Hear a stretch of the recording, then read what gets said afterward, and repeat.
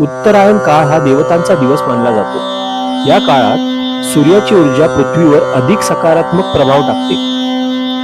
भगवद्गीतेतही उत्तरायणचे विशेष महत्त्व सांगितले आहे.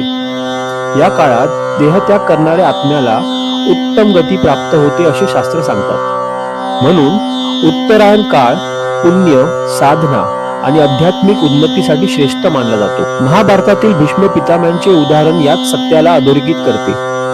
इच्छा मरणाचे वरदान असूनही भीष्म पितामहाने उत्तरायण येईपर्यंत देहत्याग केला नाही, कारण उत्तरायणात देहत्याग मोक्षदायक मानला जातो.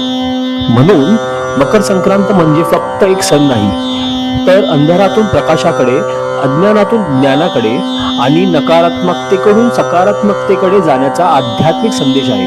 हीच कारणे आहेत की मकर संक्रांत हा सण इतका पवित्र, शक्तिशाली आणि अर्थपूर्ण मानला जातो. शुभ मकर संक्रांत.